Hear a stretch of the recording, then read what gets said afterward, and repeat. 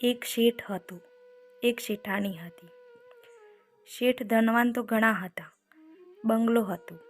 તેમાં એક બાજુની સાઈડમાં મોંઘી દાટ ગાડીઓ, બીજી બાજુ આંખો આંબી જાય તેવો બગીચો. બગીચામાં રહેલી શોપીસની કિંમતી વસ્તુઓ, એમાં માછલીઘરથી માંડીને મોંઘા દાટ ઝુમ્મર સુધી બધી જ પ્રકારની વસ્તુઓ. કોઈ વસ્તુની નોકર ચાકરની અછત લાગે એવું હતું જ નહીં. પણ શું ફાયદો? આટલા મોટા બંગલામાં માત્ર ને માત્ર બે જ વ્યક્તિ, પતિ અને પત્ની. એક વખત શેઠાણી મોટા આલીશાન બંગલામાં હવન થાય તેવી ઈચ્છા હતી. હવે શેઠાણી તો ધાર્મિક સ્વભાવના હતા, જ્યારે શેઠ નાસ્તિક સ્વભાવના. કામ વગર શેઠ કોઈ જોડે વાત પણ ના કરે, તો પણ શેઠની પોતાની મનની વાત શેઠને કરે છે. સારો મૂડ જોઈને એટલે શેઠ હા પાડે, અને વાસ્તવમાં પણ શેઠાણીએ આવું જ કર્યું. સારું એવું શેઠ માટે ભાવતું ભોજન બનાવ્યું અને સમયનો લાભ લઈને મનની વાત કહેવાની કોશિશ કરી. કોશિશ શું, કરી જ દીધી, અને મૂડ સારો હોવાથી શેઠ પણ હા પાડી દે છે. એટલે 2 દિવસ પછી હવન કરાવવો એવું નક્કી થયું. 2 દિવસ તો આમ જ વીતી ગયા. મહેમાનોને તેડા પણ મોકલાવી દીધા. બધા સાંજે આવવા પણ લાગ્યા. જોતજોતામાં બધા આવી ગયા. હવન ચાલુ પણ થઈ ગયું. હવે શેઠ નાસ્તિક હોવાથી એ તો ના બેઠા, પણ એના નાના ભાઈને હવનમાં બેસવાનો આદેશ આપ્યો એટલે એ તો બેસી ગયો. પણ શેઠ તો ઉપર પોતાના ઓરડામાં બેસીને પોતાનું કામ કરવા લાગ્યા. એમને કોઈ બોલાવવા આવે એવી કોઈનામાં હિંમત ન હતી, એટલે એ ઉપર જ રહ્યા. હવન પૂરો થયો. બધા પોતપોતાના ઘરે રવાના થયા. જ્યારે સૂવાનો સમય આવ્યો ત્યારે શેઠને ગભરામણ થવા લાગી. એટલે શેઠે નોકરોને બૂમ પાડી અને જલ્દીથી ડૉક્ટરને બોલાવવાનો ઉપદેશ આપ્યો. 10 મિનિટમાં તો શહેરના જાણીતા પ્રખ્યાત ડૉક્ટરો આવી ગયા શેઠના બંગલે અને શેઠની સારવાર કરવા લાગ્યા. સારવાર દરમિયાન જાણવા મળ્યું કે શેઠને પરિવારની અને બિઝનેસની વધુ પડતી ચિંતા થાય છે, એટલે થોડી ગભરામણ થઈ ગઈ. બીજું આ કેસમાં કશું નથી. આરામ કરવાનું કહ્યું, અને બીજું એમ પણ કહ્યું કે ઊંઘ ના આવે તો આ ઊંઘની ગોળી આપીને જાઉં છું, લઈ લેજો મોડા. એટલું કહીને ડૉક્ટર પણ રવાના થયા એમનો ચાર્જ લઈને ઉપચાર માટેનો. ખૂબ મોડું થઈ ગયું, પણ ઊંઘ જ ના આવી. પછી ડૉક્ટરે આપેલી ઊંઘની દવા પણ લીધી, છતાંય ઊંઘ ના આવી. આમથી આમ આડોટે ને આમથી આમ આડોટે, પણ ઊંઘ જ ના આવી. એટલે ઉઠીને આલીશાન બંગલાની બહાર ગાર્ડનમાં થોડા ઓટા ફેરા માર્યા.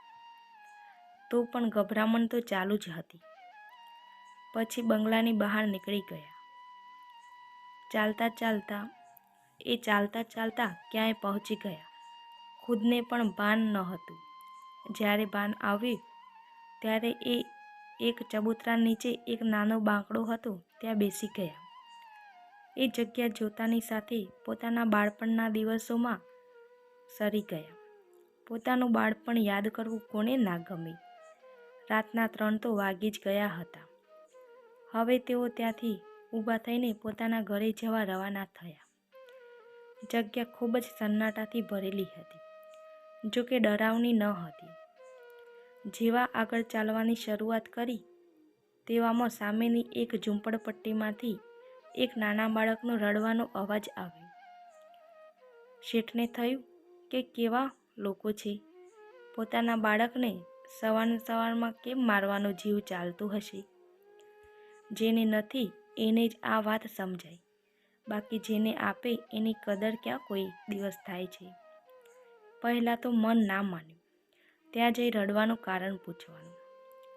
પણ અચાનક શું થયું, પગ એ બાજુ જ વળી ગયા અને અંદર જોયું તો એકલું બાળક જ હતું, બીજું કોઈ હતું પણ નહીં. એટલે એમને દયા આવી ગઈ, તો રડવાનું કારણ પૂછ્યું. તો બાળક કહે, મને પેટમાં ખૂબ જ દુખાવો થાય છે. જ્યારે એના મા બાપ વિશે પૂછ્યું તો એણે જણાવ્યું કે એના મા બાપ 2 દિવસ પહેલાં જ કાર અકસ્માતમાં મૃત્યુ પામ્યા. ત્યારે એમને અહેસાસ થાય છે કે જે અકસ્માતમાં એના મા બાપ મૃત્યુ પામ્યા એ એની જ કાર હતી. પોલીસના લફડામાં પડાય એટલે કાર ઊભી ના રાખી ડ્રાઈવરે મારા કહેવાથી એ જ જગ્યા હતી ત્યાં એમનો અકસ્માત થયો હતો.